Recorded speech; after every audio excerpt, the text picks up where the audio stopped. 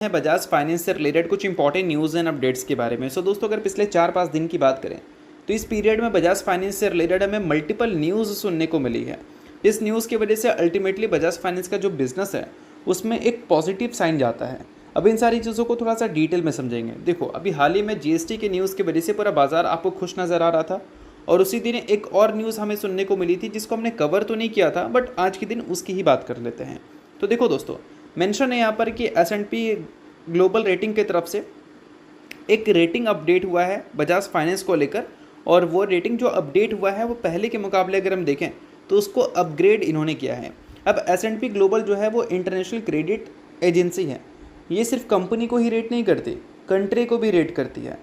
तो अल्टीमेटली इनके जो रेटिंग्स हैं उसको काफ़ी ज़्यादा इम्पॉर्टेंट बोल सकते हैं माना जाता है, और इनके रेटिंग के बाद बजाज फाइनेंस जैसी कंपनीज़ की भी परफॉर्मेंस हमें अच्छी विटनेस करने को मिली थी। और इसके अलावा और भी काफ़ी सारे बैंक्स एंड NBFCs को इन्होंने रेट किया था, जिसमें Tata capital, HDFC bank, axis bank, ICICI bank, ये सारे बड़े बड़े नाम हमें देखने को मिलते थे।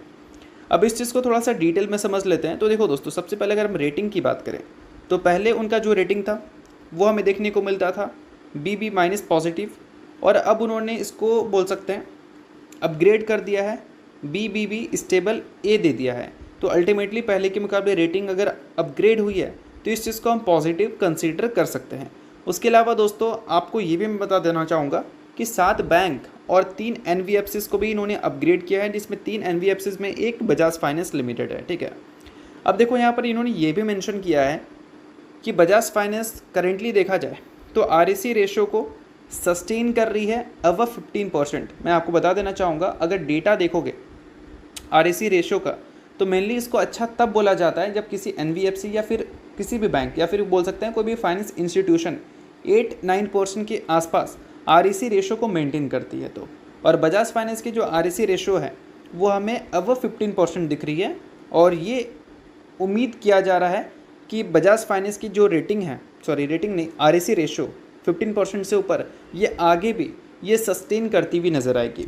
ये कौन उम्मीद कर रहा है भाई? तो ये रेटिंग एजेंसी यानी कि S&P ग्लोबल। ठीक है, और ये सारी चीज़ों की वजह से कंपनी के काफ़ी स्ट्रॉन्ग कैपिटल और अर्निंग असेसमेंट देखने को मिल सकते हैं अगले 12 से 14 महीनों में, यानी कि अगले 1 से 2 सालों में। तो अल्टीमेटली इन सारी चीज़ों को आप नोट डाउन कर सकते हैं। बट उसके अलावा दोस्तों और भी कुछ चीज़ों को हम लोग कवर कर लेते हैं, जिसमें GST की बात हो रही है। अब देखो, हाल ही में GST की वजह से Bajaj finance, Bajaj Finserv, Bajaj housing finance, SBI ये सारे बहुत खुश थे, क्योंकि दोस्तों GST की वजह से काफ़ी सारी चीज़ें अब हमें सस्ती होती हुई नज़र आएंगी, जिसकी वजह से डिमांड उसका इंक्रीज़ हो सकता है। और इस पे एक प्लस पॉइंट ये है कि पहले के मुकाबले जो रेपो रेट है वो भी कम हो चुका है, यानी कि जो फाइनेंस लोग कराते थे उसमें जो उनको इंटरेस्ट देना पड़ता था पहले के मुकाबले वो भी अब कम देना पड़ेगा, यानी कि डिमांड तो ऊपर जाएगा बट फाइनेंस कराने में भी जो पहले खर्च होता था वो पहले के मुकाबले कम होगा, जिससे अल्टीमेटली क्या है कि इंडिया के इकोनॉमी के लिए ये काफ़ी अच्छा प्लस पॉइंट है। उसके साथ जो बैंक्स इंस्टीट्यूशन फाइनेंस करती थी उनके लिए भी काफ़ी ज़्यादा अच्छा प्लस पॉइंट है। और देखो दोस्तों, मोतीलाल ओसवाल का एक रिपोर्ट हमें देखने को मिल रहा था, जिसमें ये मेंशन किया गया था कि ये जो GST वाली चीज़ें हमें देखने को मिली, इससे जो सबसे ज़्यादा फ़ायदा होगा किसी कंपनी के बिज़नेस को, तो उसमें सबसे पहला नाम दिया गया था बजाज फाइनेंस को, क्योंकि जब भी हम बात करते हैं फाइनेंस की तो वहाँ पर बजाज फाइनेंस की ही नाम हमें सुनने को मिलती है। तो इस वजह से इन सारी चीज़ों को नोट कर सकते हैं, क्योंकि बजाज फाइनेंस का नेटवर्क भी काफ़ी बड़ा है इस वजह से। तो अल्टीमेटली ये सारी चीज़ों को नोट करो, और क्योंकि ये सारी चीज़ें जो हैं वो कंपनी के कंज्यूमर लेंडिंग प्रोडक्ट्स में आती हैं, तो इस वजह से ये जो सेगमेंट है वो भी कंपनी का आगे चलकर काफ़ी ज़्यादा हाईलाइट हमें रहता हुआ दिखेगा। और दोस्तों ये भी समझ लो, जितनी भी चीज़ें अभी तक मैंने आपको बताई है वो सारी चीज़ें सिर्फ और सिर्फ एजुकेशन पर्पज़ के लिए